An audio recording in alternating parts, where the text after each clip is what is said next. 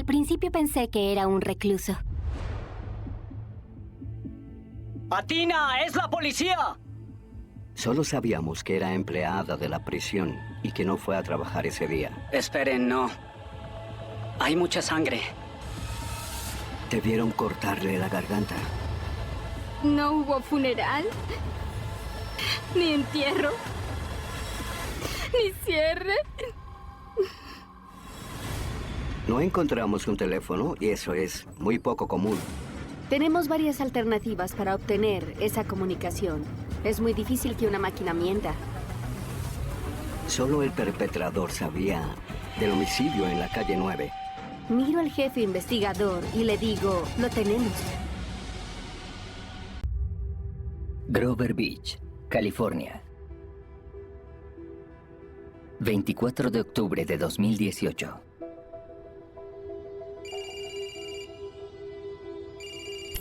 Esa tarde, hablamos por teléfono. Athena y yo éramos muy unidas. Siempre estábamos juntas. Nos llamábamos después del trabajo. Yo hacía los quehaceres. Y me dijo, oh, espera, tengo una llamada. No reconozco el número. Te llamo luego. No me tardo. Seguí lavando la ropa y ella llamó de nuevo a las 5:45. Y no respondí. No volví a llamarla. Yo debí devolverle la llamada.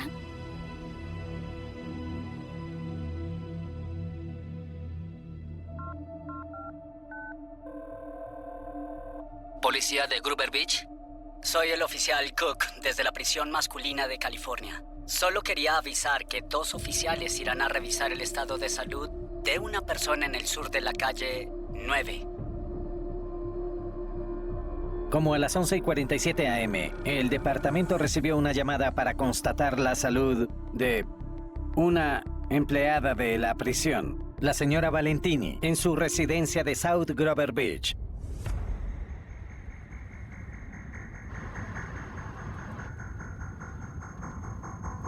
Cuando el primer oficial de Grover Beach llegó a la escena, lo contactaron los 2 oficiales penitenciarios. Vinimos a ver cómo estaba. Una enfermera que no se presentó a trabajar esta mañana. Vinimos, pero ella no abre. ¿Cómo se llama? Athena Valentini. Sí. ¿Y la puerta está sin seguro? No entré. Solo revisé el pomo y giró. No sé si tiene llave. Después mi compañero vio una especie de sustancia roja en las persianas. No sé si con eso basta. Me están asustando. No estamos autorizados a entrar. ¿Sabes si ella tiene armas? No tengo idea. ¡Departamento de policía! ¡Athena! Esto no se ve bien.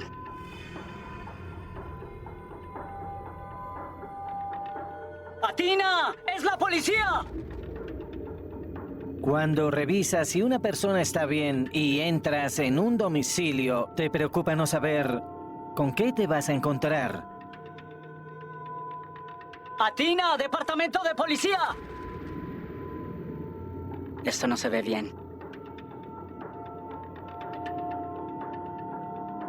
11:44. Es un código 4 a las 11:44. Hallaron a la señora Valentini en el piso del cuarto y estaba muerta. Bien, no toquen nada. Esas parecen muchas pastillas. Esperen, no. Hay mucha sangre. Sí. 10-9. Este lugar fue saqueado. Entendido. Que Charles 1 responda. Bien, desalojemos, salgamos ya. Bien. Podía tratarse de un robo que fue interrumpido o, como ella yacía en el piso con muchos medicamentos a su alrededor, también se podía tratar de un suicidio. Hola, soy el sargento Ravina de la policía de Grover. Sí. Busco información sobre su vecina del primer apartamento. Los detectives comenzaron a hablar con los vecinos. ¿Qué quieres saber? ¿Cuándo fue la última vez que la vio y habló con ella? Hace unos días. Y creo que la escuché anoche o la noche anterior. Bien. Pero su perra no está. Acostumbra a dejarla al frente. Es una Beagle. Y no está allí ahora. También determinamos que su perra había desaparecido. Fue algo clave porque la señora Valentini la quería mucho. Y no se habría ido con un extraño. Eso fue lo que nos dijeron. Me notificaron al inicio de la tarde de ese miércoles. Cuando voy a la escena de un crimen, la trato como si fuera un ser querido a quien asesinaron. Llego y trato a la persona con respeto e intento entender lo que le pasó para ayudar a su familia. Entré al dormitorio de la señora Valentini. Se podía ver un charco de sangre grande sobre el que ella estaba. Y de inmediato vi que tenía heridas masivas en la garganta y en las extremidades superiores. Por cómo se veía, me pareció evidente que era un homicidio, que la mató otra persona. Que ella misma no pudo hacerse esas heridas. Solo sabíamos que era enfermera en la prisión y que faltó al trabajo ese día. Era una inmigrante, creo que de Hungría, y no había ningún familiar o amigo en el lugar que se supiera.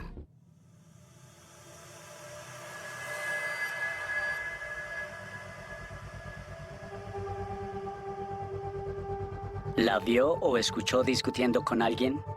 Hay unas personas sin hogar que acampan aquí mismo. Se drogan con mucha frecuencia. Se sientan en nuestras escaleras a almorzar. Luego dejan botellas de cerveza, jeringas y basura. Es incómodo y nos asusta. Investigaremos cualquier pista. Había un comedor social o una iglesia junto a su casa donde daban alimentos a las personas sin hogar. Estas personas recogían su comida y caminaban por el vecindario en busca de un lugar para sentarse a comer. Varias veces lo hicieron frente a la casa de la señora Valentini y tuvo muchos desacuerdos con ellas.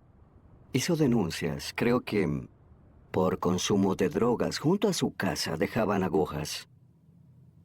Ese fue un punto inicial de la investigación. Nos preguntamos si alguien de ese grupo había cometido el delito porque saquearon la casa. Era importante saber quién lo hizo. Por lo general se buscan pistas o sospechosos cerca de la escena del crimen. Pudimos descartar que algún conflicto con las personas sin hogar causaría el homicidio.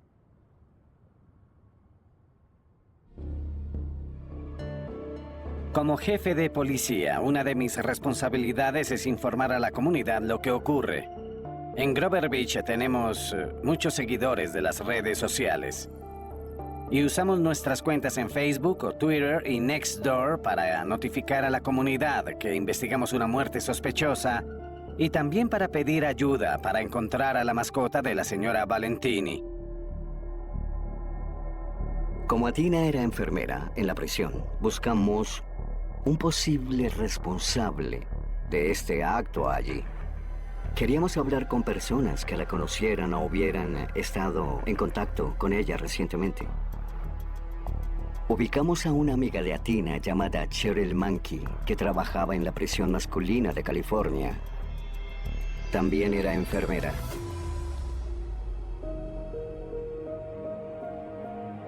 Cuando supe que ya no estaba con nosotros,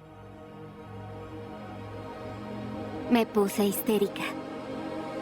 Gritaba, lloraba, no podía creer eso. Atina tenía mucha personalidad, mucha energía. No tenía miedos. Ninguno. Decía, me voy a la playa. Yo iré a un concierto o iré a verme con alguien que conocí en internet. Tenía la paciencia para enseñarle cualquier cosa a cualquiera. Al principio pensé que fue un recluso. Tal vez habíamos molestado a uno y si era por eso, y fueron por ella, vendrían por mí. Contactamos a la prisión masculina de California. Les pedimos buscar cualquier informe o registro en el que ella estuviera involucrada en algún tipo de incidente como un recluso para ver si fue uno de ellos o uno anterior el que la asesinó. Cuando revisamos su domicilio, el día del homicidio, buscamos específicamente los dispositivos que tenía en su casa. Vimos enchufes en su habitación que parecían conectarse a un teléfono celular.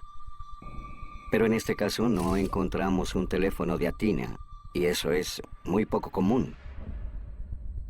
Por lo general, si hay un dispositivo en la escena, podemos revisarlo para ver los registros de llamadas y los mensajes. Como no había uno, se los pedimos a su proveedor de telefonía. Desde mi punto de vista, los registros telefónicos y los datos digitales son lo más importante y es lo que busco. Cuentan la historia como nadie más puede. Necesitábamos obtener los registros de Athena para ver con quién se relacionaba.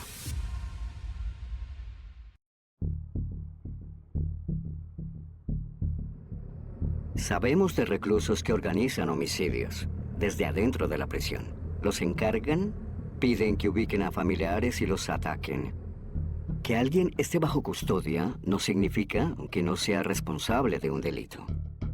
La prisión nos informó que Athena tuvo discusiones con los reclusos.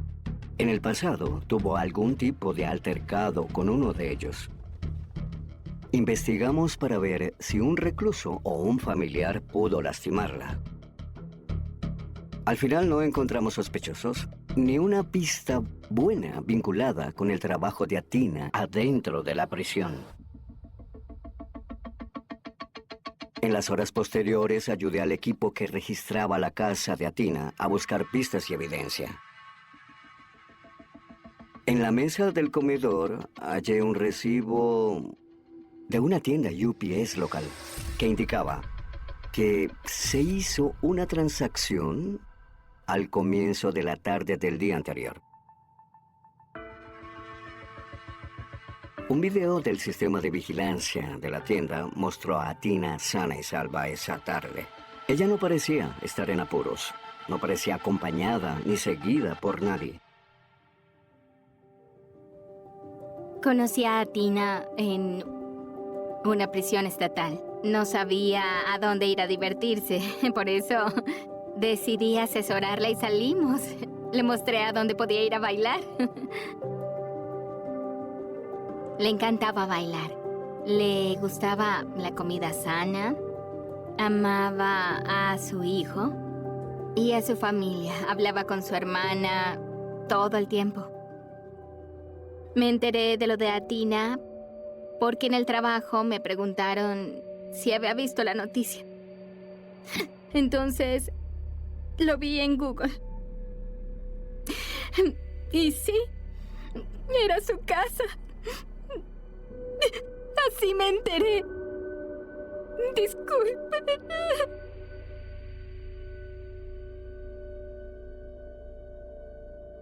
Llamé al número para dar información y así hablé con el detective. Y le pregunté si sabía sobre el hijo de Athena, que estaba en Bloomington, Indiana, donde iba a la universidad. Le pregunté si lo había contactado, si sabía cómo ubicarlo. Pude identificar a su hijo. En ese momento vivía en Indiana, en una ciudad llamada Bloomington. Contacté a la policía de Bloomington. Hola, Hola, ¿Sí? ¿es usted el señor Lazar? Sí, Levente Lazar. Bien. Y ayudaron a notificar del fallecimiento en persona a su hijo Levente. Su madre falleció. ¿Qué pasó? No me dieron detalles. Simplemente nos pidieron hacer la notificación. Tras notificar de la muerte, un sargento le proporcionó mi nombre y teléfono. Muchas gracias, se lo agradezco. Y a los pocos minutos de que salieran del apartamento, en ese momento, recibí una llamada de Levente.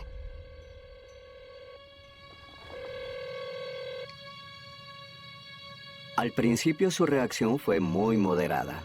Me dijo que estaba bien y que quería hablar de lo que ocurrió a su madre.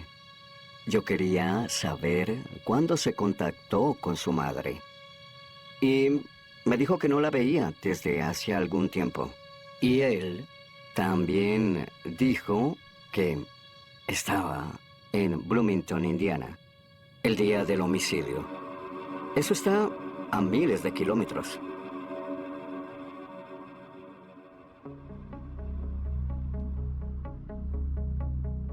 Algo importante en cualquier investigación actual es recurrir a tecnología digital que ayude en el caso.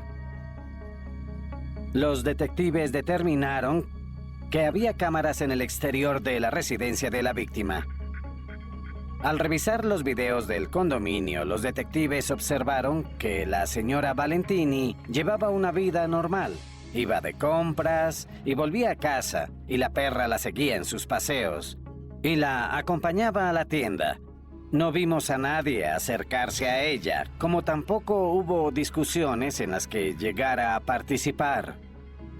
Las cámaras del condominio no funcionaban siempre. Se activaban por movimiento y solo capturaban fragmentos de tiempo. No eran cámaras infalibles. No siempre las activaba el movimiento.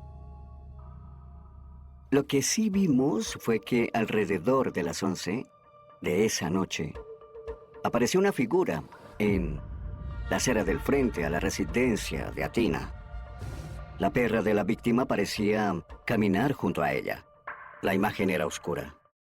La investigación arrojó que el individuo iba hacia el norte por calle 9. Seguimos esa ruta y encontramos varias cámaras de video en el camino. El centro Exploration Discovery está a unas 3 calles al norte de la residencia de la señora Valentini. Algo clave en este caso fue que ese centro recreativo tiene videovigilancia a las 24 horas. Nos dijeron que la calidad del video era muy buena. Pudimos distinguir la figura que caminaba y la perra que la seguía.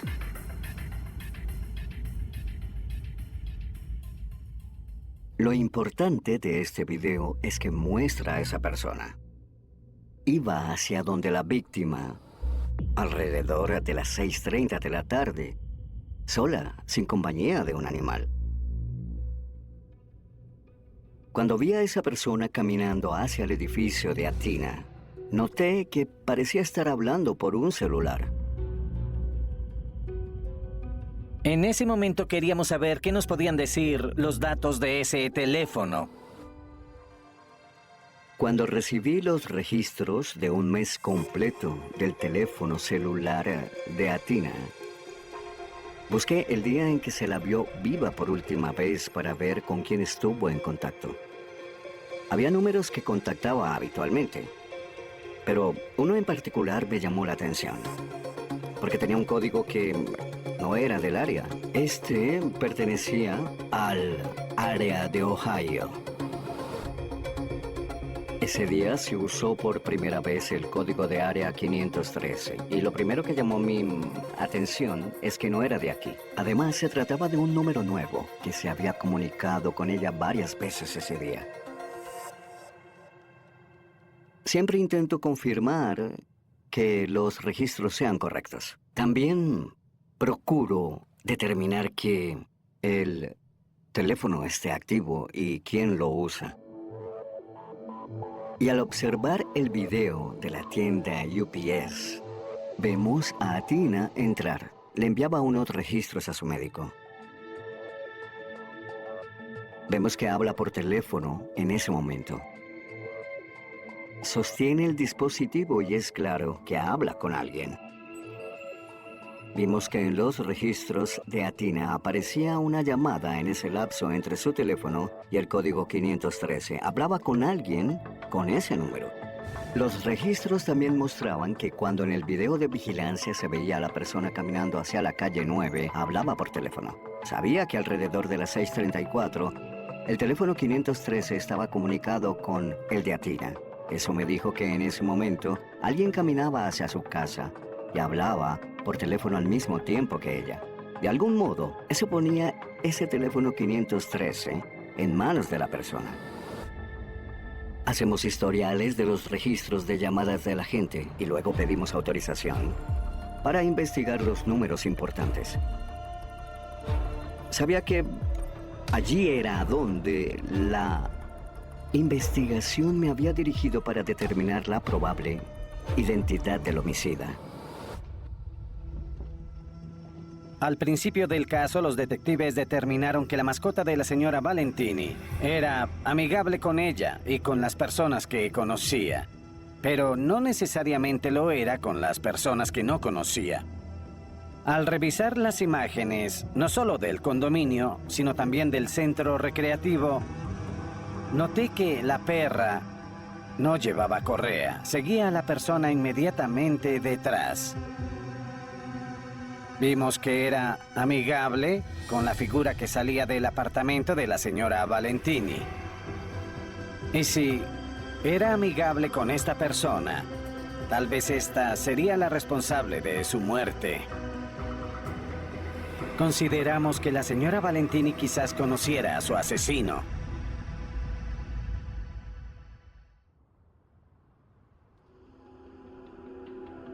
Emitimos una orden para ver los registros del teléfono 513 y me los envió Cricket Wireless. Obtuvimos los registros. Mostraban que el número era de un teléfono prepago de un suscriptor llamado Jacob Keys de Cincinnati, Ohio. Ese nombre no hacía referencia a nada de lo que sabíamos sobre la vida de Athena. Era un teléfono prepago, de los que generalmente consideramos descartables, y es común que la gente los use para ocultar su identidad o que los narcotraficantes los usen para que no los rastreen, ya que se compran en anonimato. Al investigar más esa línea, hice una solicitud posterior para que nos dieran el lugar de compra del teléfono. Era una tienda Best Buy, a unos 800 metros de la casa del evento, en Bloomington, Indiana.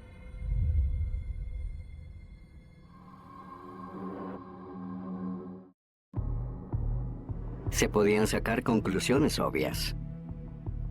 No sabía si era alguien que conocía a su hijo. No sabía si era su hijo. No sabía si había alguna historia detrás de este teléfono, aparte del hecho de que no era casual que lo activaran cerca de la casa del evento y que con él llamaran a su madre el día de su muerte. Me comuniqué con la tienda y el gerente ubicó los datos de la transacción y dijo tener un video de vigilancia que mostraría la compra del teléfono. Logré convencer a la policía de Bloomington de enviar a un oficial a la tienda para obtener el video, pero requería unos días.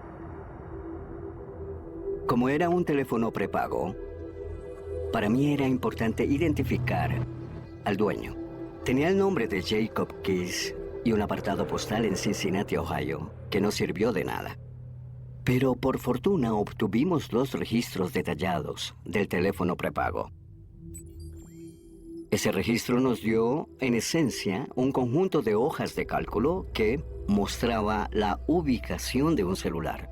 Cuando un teléfono se comunica con una torre, esa torre registra latitud, longitud, fecha y hora. Y con eso tomamos las coordenadas de las torres y hacemos un mapa de la ubicación del teléfono en las fechas y horas en que se conectó a una torre. El teléfono prepago se activó en Bloomington, Indiana. Vi que lo apagaron poco después de la activación, el 22 de octubre. Vi que lo volvieron a encender el 23 de octubre en Oklahoma. Y significaba que pasó por varios estados, desde donde se compró y activó hasta donde lo encendieron y empezaron a usar.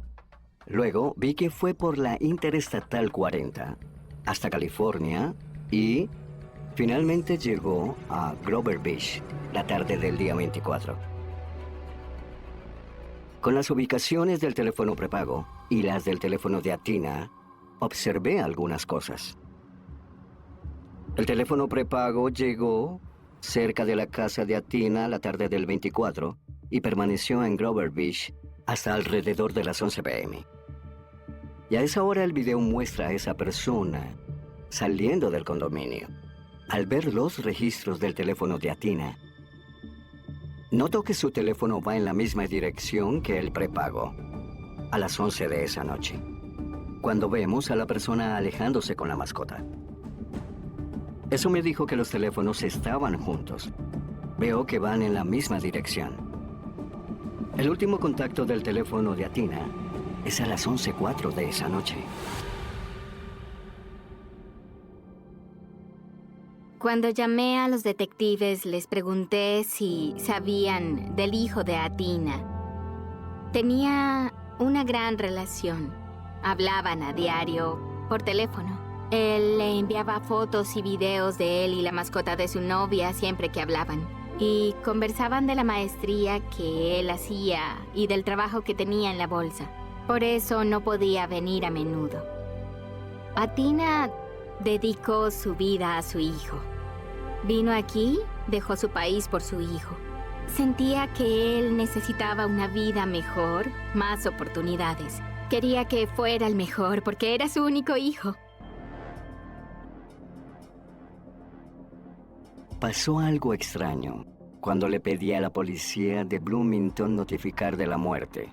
Le pedí al oficial disponible que identificara el apartamento del evento y cualquier vehículo vinculado a él. El oficial me dijo que había 2 vehículos frente al apartamento. Uno era un Jeep Patriot blanco. Era de la misma marca, modelo, año y color que el de Athena. Y me pareció muy extraño que él tuviera un vehículo idéntico al de su madre. Tan pronto supe la matrícula del evento, la pasé por un sistema lector. Eso nos indicaría si alguna cámara había captado la matrícula en algún lugar del país. La primera vez que hablé con Levente, me dijo con claridad que no había salido de Indiana la semana del homicidio. Cuando recibí los registros telefónicos y los del lector de matrículas, puse en duda la historia del evento.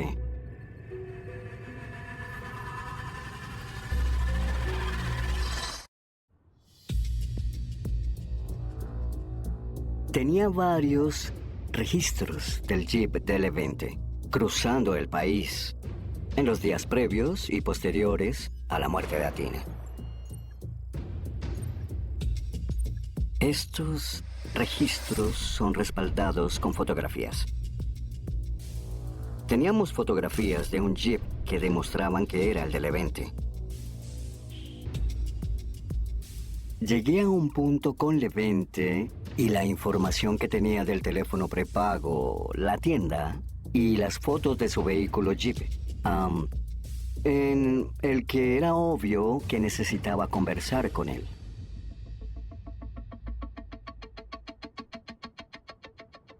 En un juicio común por homicidio, el motivo no es relevante. Es decir, que no hay que demostrarlo ante el jurado. Aún así, la gente siempre quiere saber por qué alguien hizo algo. Levente Lazar decidió decirle al investigador Neil que sus finanzas eran estables, que trabajaba para Disney y que ganaba una buena cantidad en la bolsa como operador intradía. Cuando investigamos las cuentas bancarias del Levente, el dinero del que parecía vivir provenía de un antiguo exnovio de su madre, Athena. Levente recibió más de $130,000 de esa anualidad. A pesar de las sumas anuales que tenía la suerte de recibir, Levente Lazar perdió poco más de $49,000 en la bolsa.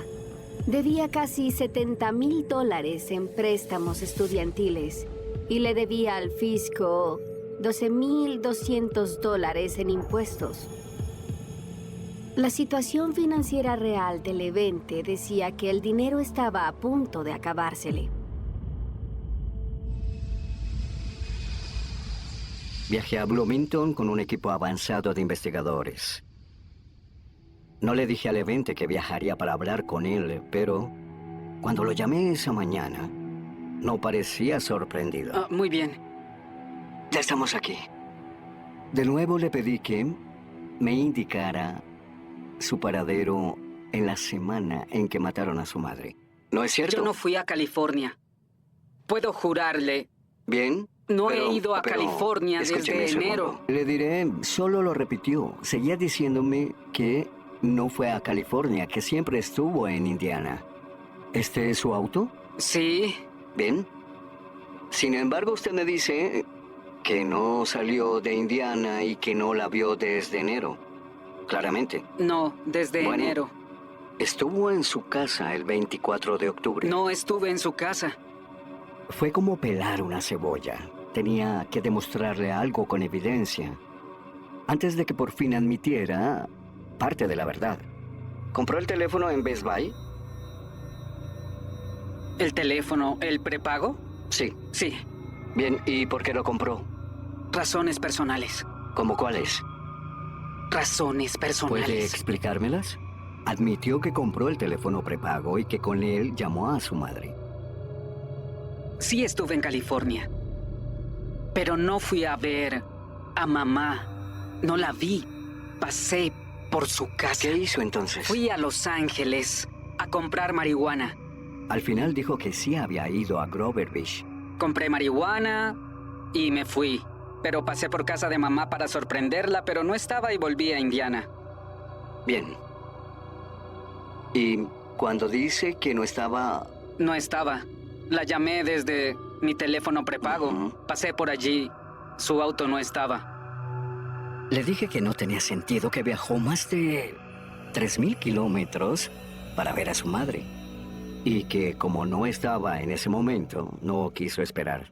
Oiga, ya se lo dije. La historia que me dijo que viajó 64 horas para cruzar el país. Sé lo que parece. Para comprar $100 de marihuana. Lo sé. ¿Entiende lo absurdo que eso parece? ¡Claro que lo sé! La mañana que interrogué a Levente en la policía de Bloomington, fuimos a su casa con orden de registro. Durante la revisión de la casa de Levente, hallamos varias evidencias. La primera era una mochila negra que contenía un iPad. El Laboratorio de Delitos Cibernéticos procesó todos los dispositivos que incautamos en el apartamento. Cuando se incauta un dispositivo, se tiene una ventana hacia la vida de una persona. Si alguien viera nuestros teléfonos, descubriría nuestros secretos, las cosas que buscamos en la internet y no le contamos a nadie. Y los dispositivos son un modo de ver quién es una persona.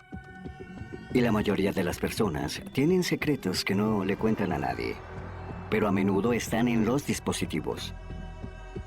Al examinar los dispositivos de Levente, casi sabía que descubriría más información sobre el homicidio de su madre.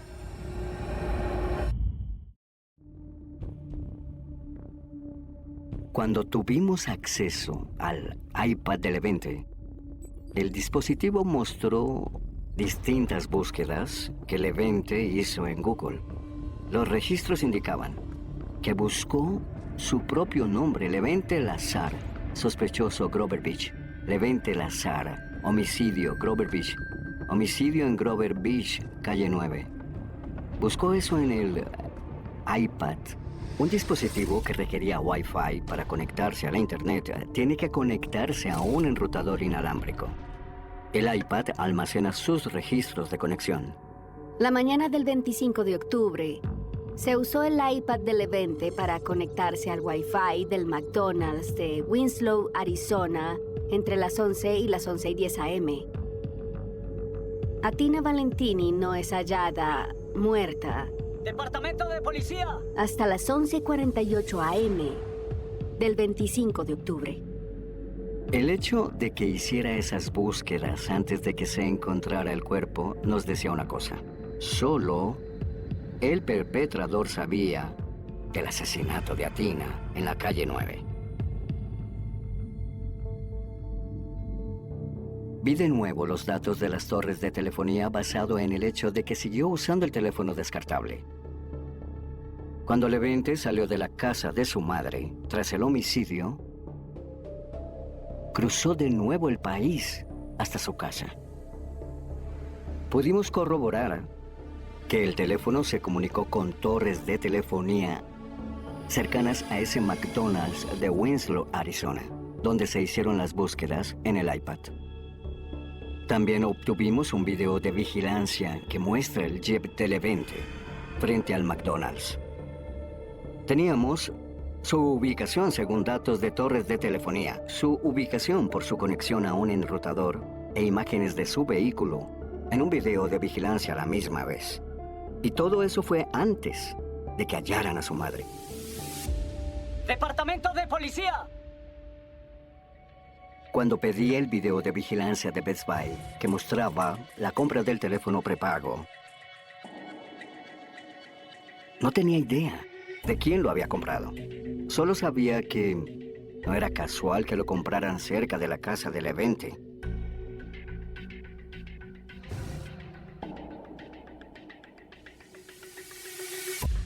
Y no me sorprendió ver que era él cuando recibimos el video. Cuando arrestamos a Levente Lazar, sentí que había algo roto en esa persona. Y estaba seguro de que él había cometido el crimen más que en cualquier otro caso.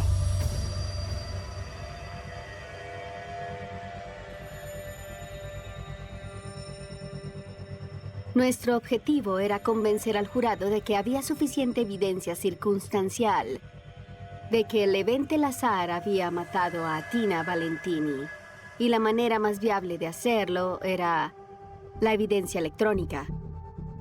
Supimos por los registros de Google que buscó lo que significaba ser heredero, que hizo búsquedas como ¿cuánto tiempo se demora recibir una herencia? El 23 de octubre fue a una tienda Best Buy y pidió un teléfono prepago. Ese teléfono se conectó a torres de telefonía en su viaje de Indiana a California.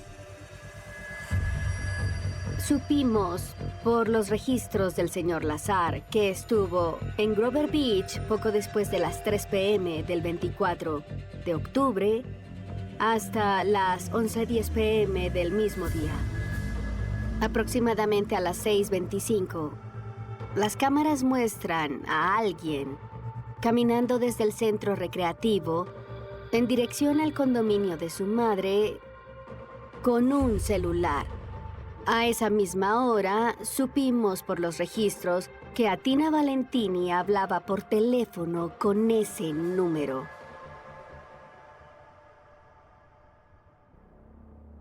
Ignoramos muchas cosas sobre lo ocurrido dentro del apartamento de Atina. El forense afirmó que se le acercaron por detrás con un cuchillo y la tomaron del cuello. Todo debió comenzar en la cama por la cantidad de sangre perdida allí, pero culminó en el piso, muy cerca de la cama. También supimos que su mascota no hizo ningún ruido, y anteriormente los vecinos se habían quejado de que ladraba cuando la señora Valentini no estaba. Sin duda conocía a Levente Lazar. También supimos de las imágenes. En un video se ve a alguien que camina seguido por un perro sin correa por varias calles. El perro conoce a la persona y sabe seguirla. Para mí, uno de los aspectos más convincentes y estremecedores son los registros de Google en el iPad. Se produjeron a las 11:05 de la mañana del 25 de octubre y no se encontró muerta a Tina Valentini hasta las 11:48 de esa mañana. ¡Es la policía!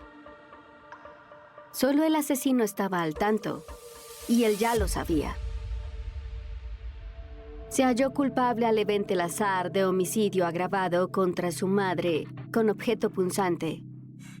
Recibió cadena perpetua sin libertad condicional. Después del juicio, el presidente del jurado se acercó para decirnos que la evidencia electrónica del caso era tan convincente que hizo la decisión fácil y rápida. Lo único que nunca se resolvió fue lo que pasó con la mascota de Atina. Se invirtieron muchos recursos para hallarla. Su foto salió en comunicados en las noticias locales. Solo sabemos que salió de su casa esa noche con Levente y nunca se le volvió a ver. Me alegra haber encerrado a la persona correcta.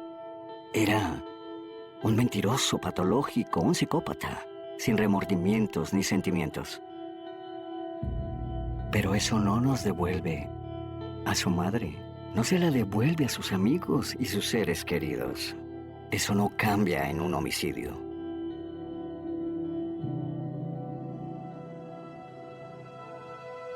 No lo puedo entender. No puedo entender. ¿Qué pasó? ¿Qué era tan malo para que él no la amara tanto como ella a él?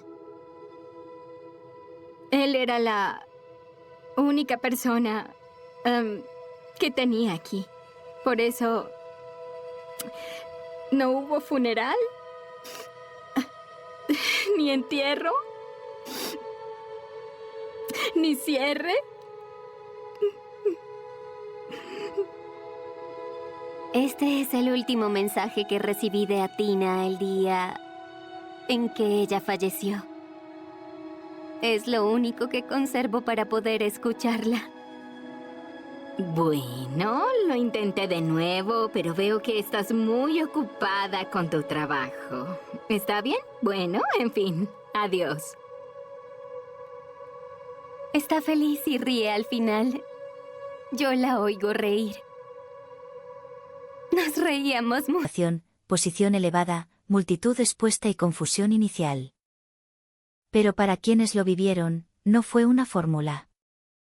Fue sonido, polvo, luz, miedo, pérdida de orientación, impulso de proteger, necesidad de correr, necesidad de quedarse, necesidad de saber. Algunos sobrevivientes recordarían el momento en que la música se detuvo. Otros, el momento en que se dieron cuenta de que el ruido venía de arriba. Otros, el rostro de alguien que los ayudó. Otros, el silencio después. El silencio posterior a un ataque masivo no es paz. Es una habitación llena de ecos. Incluso cuando ya no hay disparos, el cuerpo sigue oyéndolos. Incluso cuando la multitud ha sido evacuada, el lugar conserva su vibración de pánico.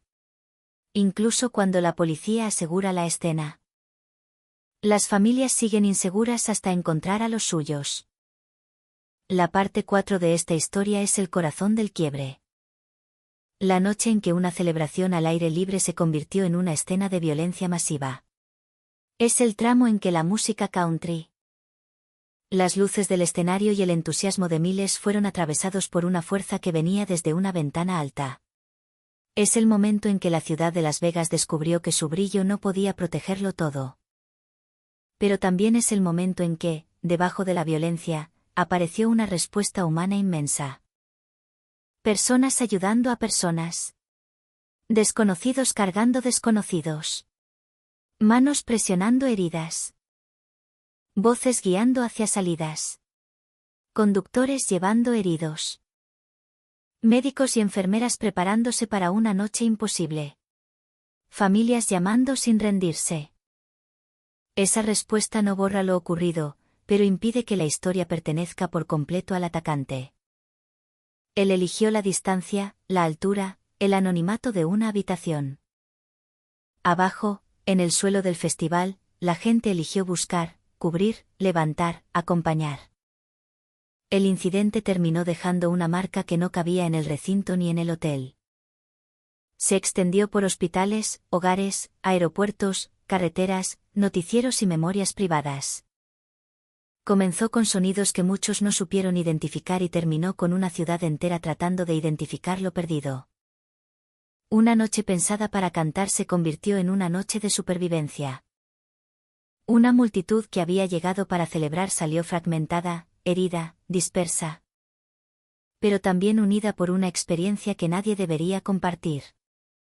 Y mientras las luces de Las Vegas seguían encendidas contra el desierto, el país empezó a comprender que algo irreparable había ocurrido bajo ellas. La música había sido interrumpida, pero el eco del miedo, de la ayuda y de los nombres buscados seguiría resonando mucho después de la última sirena. Cuando el ataque terminó, Las Vegas no recuperó el silencio, recuperó una forma distinta de ruido. Ya no era la música del festival ni el pulso turístico del Strip, sino el sonido de una ciudad herida intentando entenderse a sí misma, radios policiales, helicópteros, sirenas, órdenes breves, pasos rápidos en corredores de hotel, llantos contenidos, voces de médicos, teléfonos que no dejaban de vibrar, motores de ambulancias y vehículos particulares convertidos en transporte de emergencia. El recinto del Route 91 Harvest, que unas horas antes había sido una extensión de alegría bajo el cielo de Nevada, quedó transformado en una escena de crimen enorme, abierta, difícil de abarcar con la mirada. Las luces del escenario seguían proyectando una claridad extraña sobre el suelo, como si la infraestructura del concierto no hubiera comprendido que su función había terminado. Había objetos por todas partes, botas perdidas, sombreros aplastados, vasos de plástico, mantas, sillas plegables, teléfonos, bolsos, pulseras de acceso, botellas de agua, restos de comida, ropa abandonada en medio de la huida. Cada objeto tenía una historia pequeña y urgente. Un sombrero podía haber pertenecido a alguien que corrió sin mirar atrás. Un teléfono podía estar recibiendo llamadas de una madre, un esposo, una hija. Una silla plegable caída podía marcar el lugar donde alguien había estado descansando minutos antes del primer disparo. Para los investigadores, todo aquello debía ser preservado, fotografiado, registrado, interpretado. Para los sobrevivientes, era el paisaje roto de la noche más larga de sus vidas. La escena del crimen no era una habitación cerrada ni una calle de dimensiones controlables. Era un festival entero, un campo de música convertido en campo de evidencia, conectado por líneas invisibles con una habitación en lo alto del Mandalay Bay, con hospitales desbordados, con rutas de evacuación improvisadas, con vehículos manchados de sangre, con llamadas al 911, con grabaciones hechas por asistentes, con cámaras de seguridad de hoteles y calles cercanas. La investigación tenía que abrirse como un abanico. Había una escena abajo y otra arriba. Abajo, el lugar donde miles de personas habían sido atacadas. Arriba, el punto desde el cual Stephen Paddock había disparado.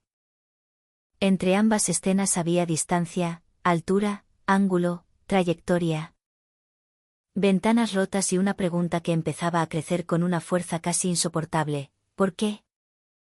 Pero antes de llegar al por qué, había que fijar el qué, el cómo, el dónde, el cuándo. La verdad judicial necesita orden incluso cuando la realidad ha sido caótica. Los primeros agentes y técnicos tuvieron que establecer perímetros, separar zonas, proteger evidencias de la contaminación inevitable que deja una evacuación masiva. El rescate había sido prioridad absoluta. Muchas cosas se habían movido porque había que salvar vidas. Personas heridas habían sido cargadas, arrastradas, subidas a autos. Vallas habían sido atravesadas. Vehículos habían entrado y salido. Oficiales, paramédicos, asistentes y voluntarios habían pisado el terreno. Nadie podía exigir una escena intacta cuando la urgencia era impedir más muertes. Pero después, en el lento trabajo forense, cada alteración debía ser entendida. ¿Qué pertenecía al ataque? ¿Qué pertenecía a la huida? ¿Qué pertenecía al rescate? ¿Qué había sido movido por necesidad? ¿Qué había quedado exactamente donde cayó?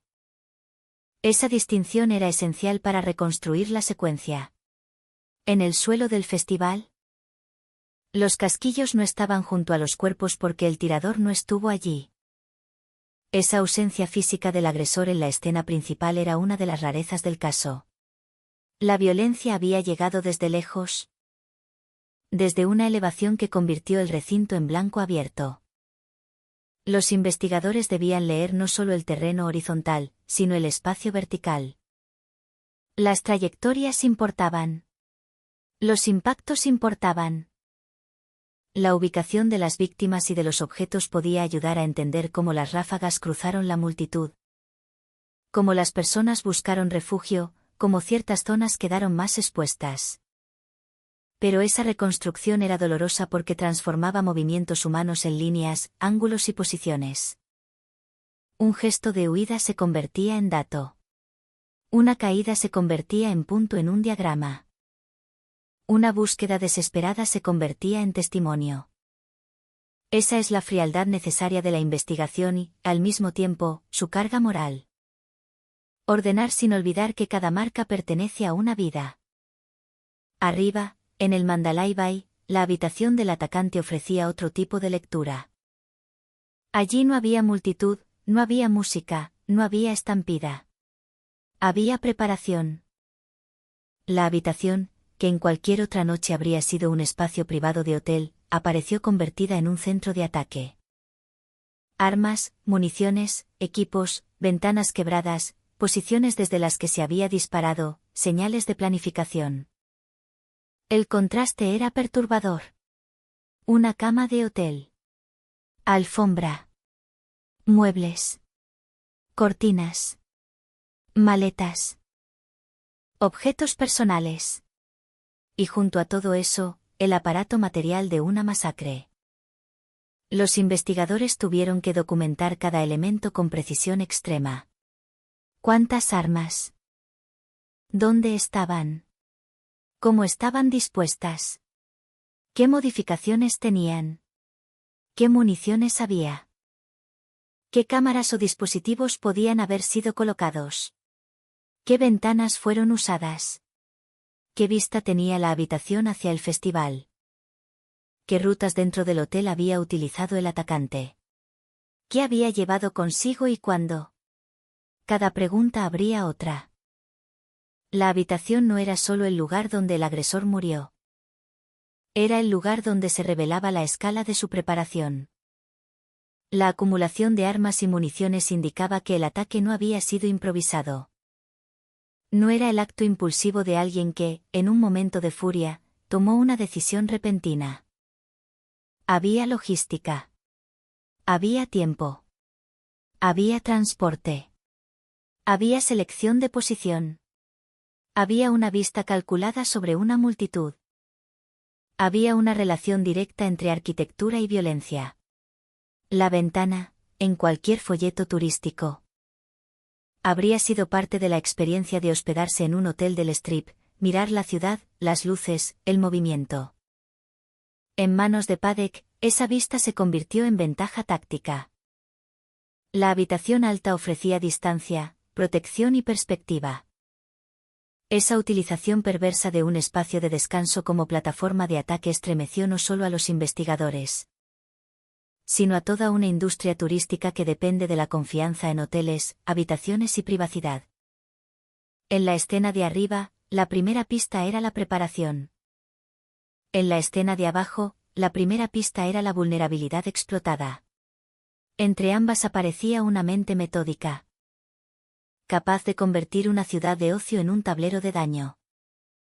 Las cámaras de seguridad del hotel se volvieron esenciales. Los hoteles grandes observan sin parecerlo: pasillos, ascensores, entradas, zonas comunes, casinos, áreas de carga, lobbies. Esa vigilancia, diseñada para seguridad general y control operativo, se convirtió después en memoria mecánica de los movimientos previos al ataque. Los investigadores revisaron imágenes para reconstruir la llegada de Paddock, sus entradas y salidas, el traslado de equipaje, los momentos en que pasó por ciertas áreas. La manera en que fue acumulando materiales sin provocar una alarma inmediata. La retrospectiva vuelve inquietantes ciertas escenas ordinarias. Un hombre empujando equipaje puede parecer un huésped más en una ciudad donde todos llegan con maletas. Una puerta que se cierra puede parecer una puerta más entre miles. Un ascensor que sube no significa nada hasta que se sabe hacia qué historia subía. Esa fue una de las lecciones más incómodas de las pistas iniciales. Muchos actos preparatorios pueden camuflarse dentro de la normalidad de un hotel enorme. No porque nadie quiera ver, sino porque el contexto permite que lo inusual se diluya. Las Vegas está acostumbrada al exceso de equipaje, a huéspedes reservados, a movimientos constantes, a anonimato. Paddock utilizó ese ambiente. La escena también se extendía a los dispositivos electrónicos. Computadoras, teléfonos, unidades de almacenamiento, cámaras. Cualquier elemento capaz de guardar información podía ofrecer pistas. En una era en que muchos atacantes dejan rastros digitales claros, los investigadores esperaban encontrar algún tipo de mapa psicológico, búsquedas, mensajes, manifiestos, comunicaciones, textos, vídeos, una explicación escrita, una confesión ideológica o emocional. Pero allí estaba, una figura masculina caminando por los tablones del Mononic Bridge, con una postura reconocible, una ropa que millones intentarían describir. Una manera de avanzar que se volvería objeto de análisis obsesivo. Y estaba la voz, breve, áspera, dominante. Down the hill, abajo por la colina. Una orden de pocas palabras que, una vez escuchada por el público, se clavaría en la memoria del caso como una astilla. Esa pista inicial tenía un valor extraordinario y al mismo tiempo una crueldad particular. Daba algo, pero no lo suficiente. Mostraba al sospechoso, pero no lo nombraba. Permitía escuchar su voz, pero no identificarlo de inmediato. Dejaba al país entero frente a una figura borrosa, cercana y lejana a la vez. Para los investigadores, el teléfono de Libby era una guía, pero también un recordatorio devastador de los últimos momentos de conciencia y peligro que vivieron las niñas. No se trataba de una cámara de seguridad impersonal colocada en una esquina. Era el teléfono de una adolescente. Era un objeto que había pertenecido a su vida cotidiana, a sus fotos, a sus mensajes, a su manera de estar en el mundo. Ahora contenía una pieza central de la investigación de su propio asesinato. Esa transformación del objeto cotidiano en evidencia forense resume parte del dolor del caso. Algo que antes guardaba recuerdos terminó guardando una amenaza. Algo que antes conectaba a Libby con sus amigos y su familia terminó conectando a los investigadores con el agresor. Las autoridades tuvieron que manejar esa evidencia con extrema cautela. Lo que se divulgaba, cuando se divulgaba y cómo se presentaba podía afectar la investigación. Si mostraban demasiado, podían comprometer detalles que solo el asesino conocía. Si mostraban poco, podían perder la ayuda del público. Esa tensión marcó el caso desde el comienzo. La escena del crimen ofrecía pistas, pero muchas debían ser protegidas. El público quería saberlo todo porque el miedo y la indignación piden claridad inmediata. Las familias necesitaban respuestas. Los medios presionaban. Los habitantes de Delphi miraban a su alrededor preguntándose si el asesino seguía cerca. Pero una investigación de homicidio no puede abrir todas sus cartas en las primeras horas. Hay detalles que se guardan para distinguir confesiones falsas de información real. Para evaluar sospechosos, para preservar la fuerza de una futura acusación. Esa reserva, necesaria para los investigadores, puede parecer dolorosamente insuficiente para una comunidad que exige saber qué ocurrió y quién lo hizo.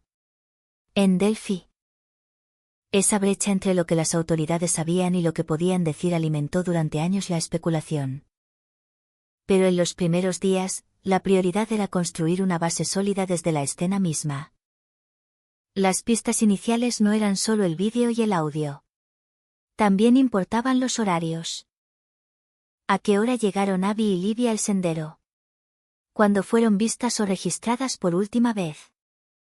¿En qué momento se tomó la fotografía de Abby sobre el puente que Libby compartió? ¿Cuándo pudo haberse producido el encuentro con el hombre? ¿Cuándo dejaron de responder?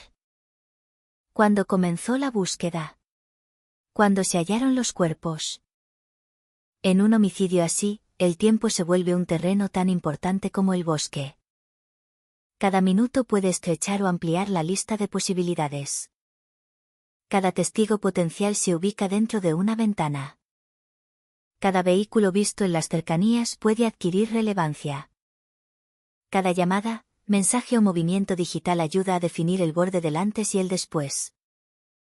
La investigación inicial tuvo que convertir una tarde aparentemente simple en una cronología precisa.